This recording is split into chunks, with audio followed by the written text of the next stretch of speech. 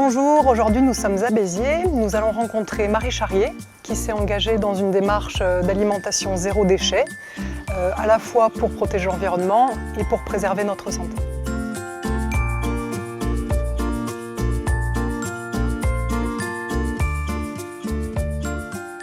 Bonjour Marie. Bonjour Marie-Line. Merci beaucoup de nous accueillir chez toi. Plaisir.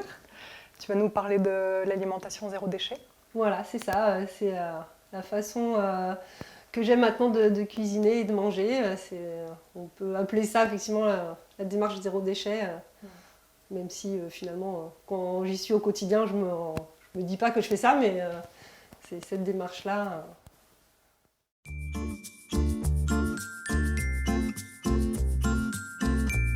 En fait, il y a 5 R qui peuvent nous aider à faire moins de déchets et aller vers une démarche presque zéro déchet. Donc la première chose, c'est de refuser un emballage. Donc par exemple, chez un commerçant, anticiper le passage dans le sac et dire je ne prendrai pas de sac, merci, j'ai déjà mon cabas. Donc ça, c'est pas évident parce qu'ils ont des gestes systématiques aussi dans les magasins. Donc c'est vraiment refuser l'emballage quand on peut. Si on ne peut pas, si on nous a donné ce sac, je vais m'en resservir plusieurs fois. Jusqu'à ce qu'il soit... Je ne vais pas le jeter à la poubelle, ou je m'en sers comme sac poubelle, mais en tout cas je vais m'en resservir, donc je le réutilise. On va réduire aussi l'usage des emballages en se disant ok, est-ce qu'il n'y a pas autre chose que je peux faire à la place de... Bon, tout à l'heure je parlais dans les grandes surfaces, tel biscuit je l'adore, mais finalement peut-être que je peux faire des cookies pour cette fois-là, ou j'achète tel biscuit en vrac, donc je vais réduire. Après, ça va être composté. Donc, alors en anglais, en fait, c'est rot, c'est pour ça que c'est les 5 R, mais nous, on va dire rendre à la terre, je crois que c'est comme ça en français. Mais en gros, c'est le compostage. Et puis, la dernière chose, en dernier recours, si l'emballage, je ne peux pas le réutiliser, je n'ai pas pu le refuser en amont, je n'ai pas pu le réduire, je le mets au recyclage. Mais c'est vraiment la chose que je fais en dernière intention. Alors qu'on pourrait se dire, justement, c'est la première chose qu'on fait, on recycle et tout va bien, quoi.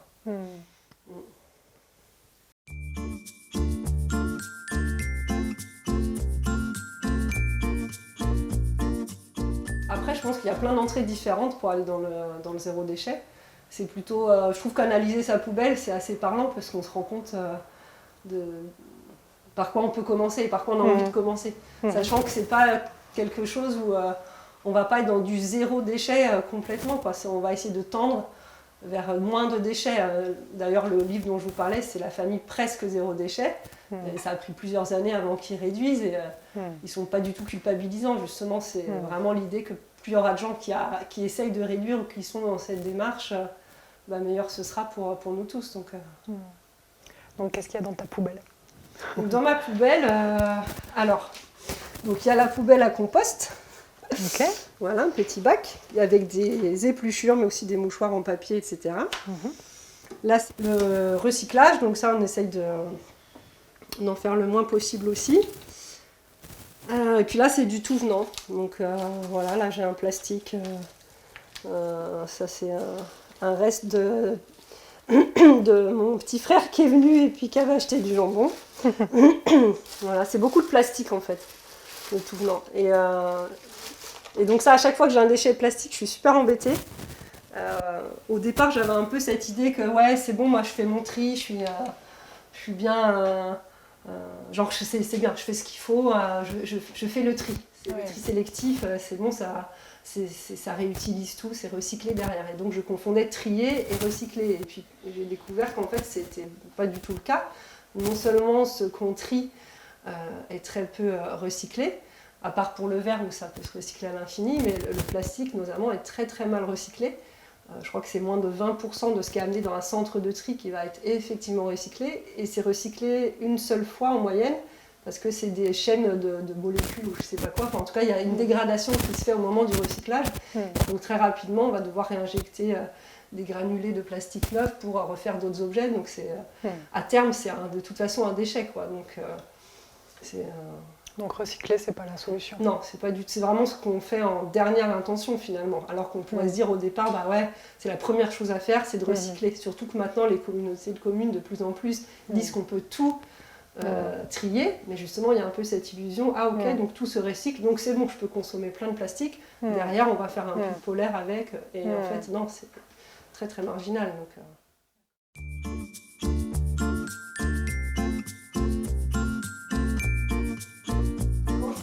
En fait, j'ai ma liste de courses avant. Et je me dis, ok, il n'y a plus de riz, il n'y a plus de lentilles corail, il n'y a plus de, je sais pas moi, de pépites de chocolat. Donc je me dis, ok, il me faut 3 bocaux. Donc je sors mes bocaux.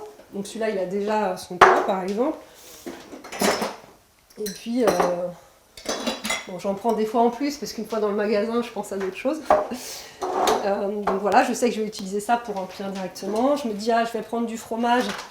Donc je vais prendre une boîte pour le fromage. Enfin, voilà, donc je prépare tout. Et s'il me faut de l'huile d'olive, bon là j'en ai pris ce matin, mais sinon je prends ma bouteille vide. Pareil pour la lessive, le produit vaisselle. Enfin, donc je pars avec pas mal de choses. Ouais. Et puis après, une fois dans le magasin, bah voilà, vous voyez comment c'est les trucs de vrac. Je me mets en dessous et puis je remplis. Et très souvent, même dans les magasins, les enseignes biologiques où pourtant ils sont dans cette démarche-là, les gens me disent « Ah, mais on peut emmener ces bocaux ?» Les gens sont souvent surpris. Donc je leur dis « Bah ouais, c'est vachement pratique, vous rentrez chez vous, vous le mettez directement, il n'y a plus le fait de transvaser de son sac dans le bocal. » Et comment ils font pour peser, du coup? Donc en fait, voilà, on amène le contenant à l'entrée du magasin, il est pesé, ils nous sortent une petite étiquette, on le met dessus, et puis après c'est retiré au moment du passage en caisse, la tare est retirée du poids total. Et il y a aussi des magasins de vrac, il y en a un à Béziers, et puis il y en a, je ne sais pas s'il y en a un à Narbonne, mais des épiceries indépendantes. Et elle a carrément des étiquettes qui passent au lave-vaisselle, qui sont permanentes sur le bocal, donc c'est encore plus amélioré.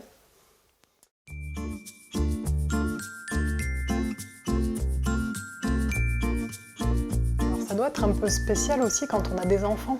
Ouais, c'est vrai que c'est pas évident là, depuis qu'on a une fille, elle a 4 ans maintenant, elle grandit. Bon, au départ, évidemment, elle connaissait pas tous les aliments qui sont sous plastique justement, et puis petit à petit à la cantine ou avec des amis, elle a vu les petits Suisses, des bonbons emballés dans des papiers, enfin. Et donc à chaque fois c'est un dilemme, c'est ok, est-ce que je lui accorde ce plaisir, parce que nous aussi on se fait des plaisirs, ou est-ce que je lui dis bah non, tu sais, nous dans notre famille on n'achète pas ça. Donc voilà, j'ai pas de réponse, je lâche sur certaines choses parce que je me dis bah voilà, nous aussi on achète des choses dans du plastique de temps en temps, on lui explique qu'on essaye d'éviter, mais que des fois voilà, on se fait plaisir et que cette chose-là qu'on aime, elle est malheureusement dans un plastique encore, mais peut-être qu'un jour elle sera dans un papier, ou voilà, elle connaît plein d'autres choses qu'on aime aussi, mais on n'est pas enferré à tout prix dans plus du tout pouvoir consommer des choses qu'on aime bien quand même, quoi. De temps en temps, bah ouais, on le fait. Donc, et puis pour les enfants, donc toujours pour la compote, il y a des gourdes réutilisables. Donc voilà, c'est exactement le même principe que la pomme pote, pour pas citer de marque. Ouais.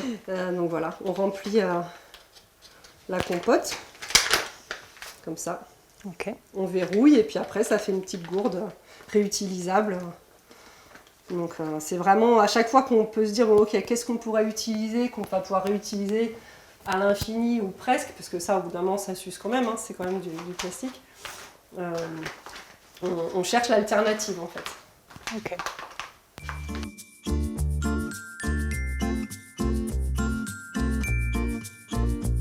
Ouais, est-ce qu'on peut dire que déjà chaque tentative est importante et intéressante, et que sans forcément arriver au zéro déchet demain, déjà les petits pas sont bienvenus? Ah oui, moi j'en suis persuadée qu'on a beaucoup plus besoin que plein de gens fassent des petites choses qu'une poignée qui fasse beaucoup de choses entre guillemets. Enfin, c'est vraiment le fait que plein de gens à un moment donné s'interrogent sur ça et se disent ok, moi tiens, je vais plus acheter de film étirable, je remplace par un tissu, ou enfin voilà, il y a plein d'alternatives, mais non, moi ce sera plus justement les desserts individuels, moi ce sera l'eau, enfin chacun met la barre où il veut, et il ne s'agit pas de se mettre la pression, mais à un moment donné, quand la chose quand on est sensibilisé, de voir ce qu'on peut faire dans notre vie à nous avec le temps qu'on a, et que chaque pas est super bon à prendre, au contraire, quoi. Et puis il y a de gens qui font des petites choses, voilà, les petits ruisseaux forment les grandes rivières, donc ça j'y crois beaucoup.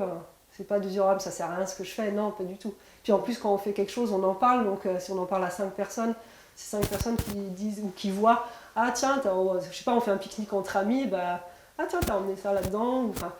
Donc c'est jamais vain, faut pas se décourager, au contraire, moi je pense qu'on a besoin d'être beaucoup à faire des petites choses.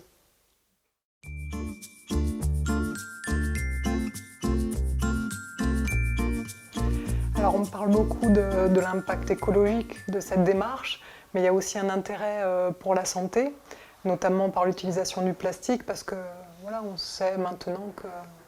Oui, il y a la migration, je crois que ça s'appelle comme ça, de tous les microplastiques en fait, sur tous les produits qui vont être soit déjà cuisinés ou soit emballés, enfin, même les bouteilles d'eau aussi, enfin, on retrouve des plastiques absolument partout, y compris dans les aliments. Donc c'est vrai que dès qu'on va se passer de l'emballage, on va déjà éviter ce contact qu'il y a eu avec le plastique. Et en plus, comme on va avoir des produits bruts qu'on va cuisiner, dans une recette, on va avoir 3-4 ingrédients. Si on achète la même recette déjà cuisinée, il y aura en plus des exhausteurs de goût, des conservateurs, des excipients, des additifs. Et tout ça, on sait que c'est pas bon à long terme pour la santé. Donc c'est aussi une démarche qui revient à des choses simples en fait, qui existaient avant, hein, mais c'est pas non plus un retour à la chandelle comme on entend des fois, genre ah ouais, mais moi je pourrais jamais faire ça. Je pense que chacun peut faire quelque chose en fait s'il en a envie et puis s'il se sent d'essayer. Et puis des fois on peut faire quelque chose à une période et puis à une autre. Voilà, on parlait des enfants tout à l'heure, si à un moment donné on est crevé parce qu'on vient d'avoir un enfant, peut-être qu'on va lâcher un peu sur le zéro déchet parce qu'on reprendra ça plus tard. Enfin voilà, il faut s'écouter en premier et rien faire par obligation mais par conviction plutôt. Merci beaucoup Marie.